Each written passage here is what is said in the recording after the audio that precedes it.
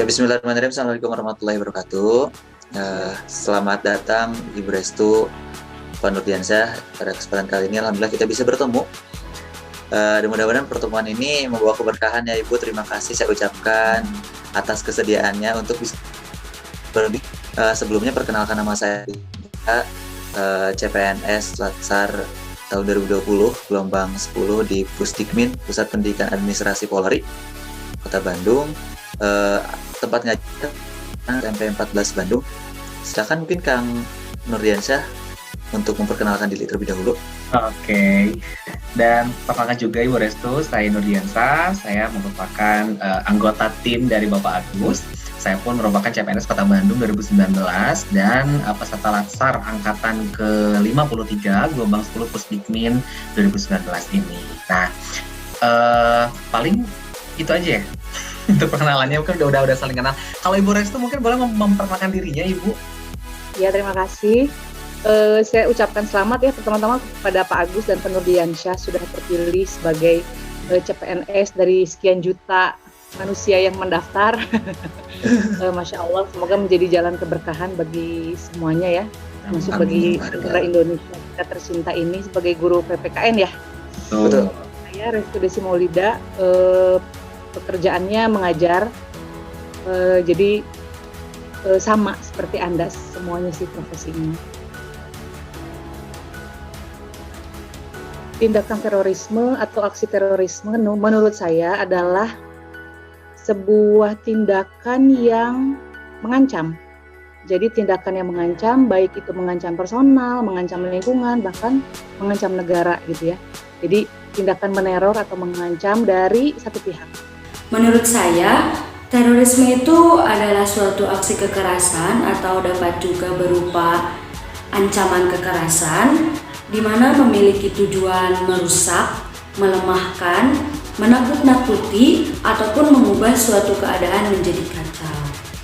Menurut saya, terorisme merupakan suatu sikap begitu yang menyimpang di masyarakat, di mana seseorang yang memiliki jiwa terorisme itu biasanya memiliki kecenderungan untuk mendapatkan suatu kekuasaan seperti itu, namun dengan cara yang tidak sebenarnya, yaitu dengan cara kekerasan seperti itu, Pak. Teroris yang berperilaku jahat terhadap warga-warga kecil.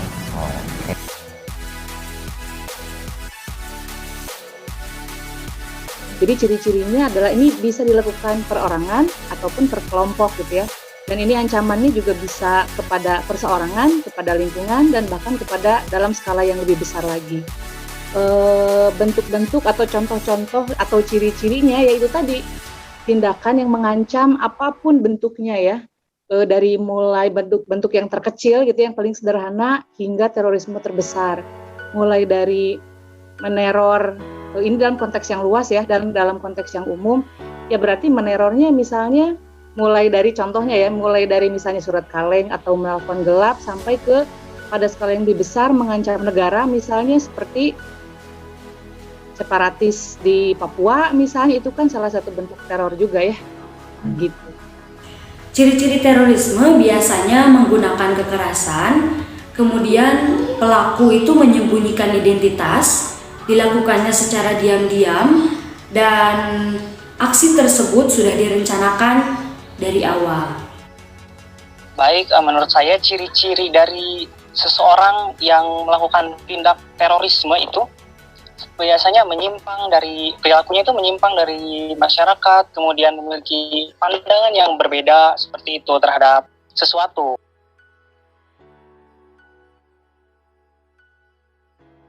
Paham terorisme muncul menurut saya disebabkan oleh beberapa faktor, bisa dari faktor ekonomi, dari faktor politik, ataupun faktor balas dendam. Faktor ekonomi misalnya, ketika seseorang kekurangan ekonomi dan sedang membutuhkan, maka orang tersebut melakukan segala hal cara untuk memenuhi kebutuhannya, baik itu dengan cara yang baik ataupun dengan cara yang salah, yang tidak benar. Kemudian dari faktor politik, biasanya seseorang itu berebut atau tamak akan kekuasaan. Nah, disitulah bisa muncul paham teror. faktor-faktor dari adanya terorisme itu, yang pertama adalah seseorang tersebut menerima doktrin yang salah seperti itu. Kemudian mereka mempelajari sesuatu yang salah, itu ketika misalkan di masyarakat sikap A adalah benar, namun menurut si B, menurut dia itu sikap itu tuh salah, seperti itu, Pak.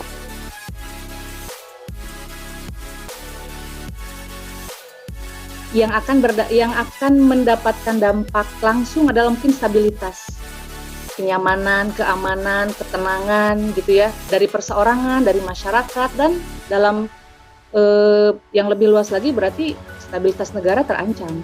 Dan ini kalau stabilitas negara terancam bisa menimbulkan berbagai efek ekonomi, budaya gitu ya, sosial gitu ya, bahkan mungkin nanti sampai ke keamanan dan ketahanan negara kalau misalnya dibiarkan, kalau misalnya di terorisme ini dibiarkan, diacuhkan atau dituduhkan pada satu pihak tertentu, itu bisa menimbulkan huru-hara yang besar. Terorisme dapat berdampak pada kekacauan sosial, ketidakstabilan perekonomian, kemudian melemahnya sistem politik, pertahanan, keamanan, dan yang paling penting aksi teror itu dapat menakut-nakuti atau melemahkan suatu mental kelompok ataupun seseorang. Warga Indonesia bisa kayak Korea Utara, kayak dimilih komunis, teroris banyak kayak nggak bebas.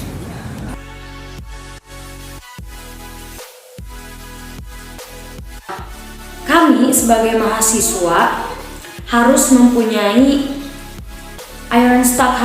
akhlak-akhlak yang baik dan budi pekerti yang tinggi agar kami tidak mudah terjerumus dalam paham-paham terorisme, paham-paham lain yang berbaukan kejahatan. Kemudian kami sebagai mahasiswa harus mempunyai guardian of value, jadi meninggikan nilai-nilai baik. Kami bisa membedakan mana yang benar, mana yang salah, dan kami bisa berpihak pada kebenaran, dan kami menentang kejahatan. Saya berusaha untuk menjadi konsumen informasi yang aktif, proaktif, dan berusaha untuk seimbang dalam dalam mengonsumsi informasi gitu ya. Jadi ketika mendapatkan satu informasi dari pihak tertentu atau misalnya dari sumber informasi tertentu, karena sekarang ini tidak bisa dibendung lagi, akses informasi kan sangat mudah gitu ya, kita dibanjiri oleh informasi dari berbagai belahan dunia, dari berbagai sumber gitu. Nah, bagi saya sendiri, saya tidak akan mudah terprovokasi saat mendapatkan informasi atau berita dari satu sumber. Saya selalu berusaha untuk saya mencari penyeimbang gitu ya, mencari berita penyeimbang, informasi penyeimbang terhadap informasi tersebut.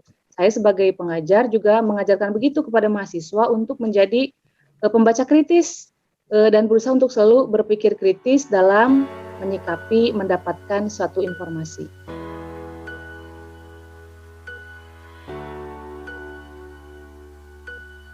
Membela negara adalah bagian dari keimanan saya. Ya, bagian dari peran saya sebagai manusia, sebagai warga negara gitu ya, sebab bela negara itu berarti kan sikap mental, pemikiran, action juga untuk menunjukkan rasa cinta kita terhadap negara, dan ini wajib dimiliki oleh seluruh warga negara tanpa kecuali gitu ya. Menurut saya bela negara itu adalah suatu sikap yang dijiwai oleh rasa kecintaannya terhadap suatu negara.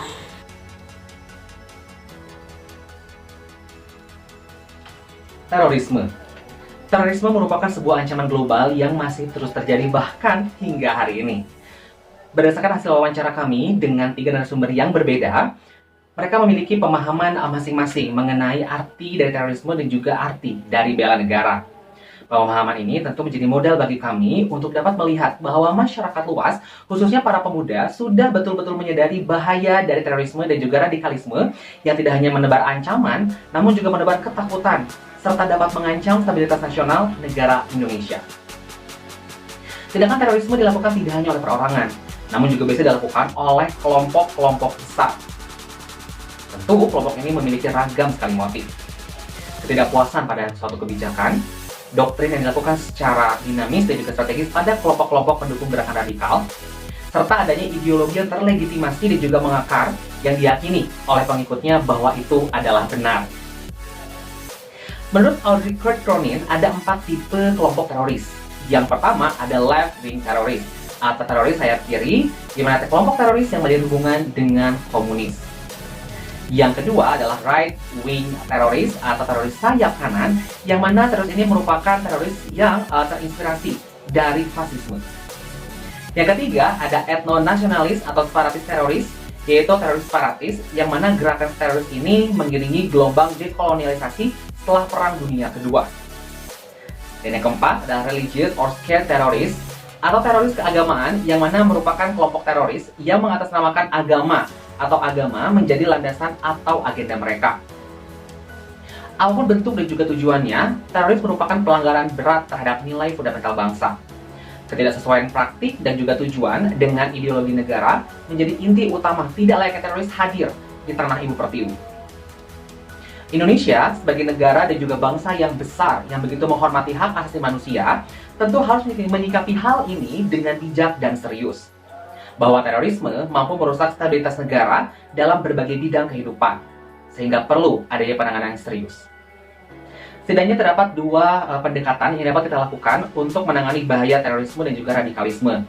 Yang pertama adalah soft approach atau deradikalisasi, dengan cara counter radikal ideologi, program rehabilitasi, dan juga program reintegrasi. Yang kedua adalah hard approach atau law affirmance, dengan cara tidak tegas terhadap pelaku dan juga memutus jaringan terorisme. Pencegahan hard approach sejatinya dilakukan oleh pemerintah dan juga aparat penegak hukum, sedangkan pendekatan soft approach atau deradikalisasi dilaksanakan oleh instansi terkait dengan melibatkan seluruh komponen bangsa dan juga masyarakat.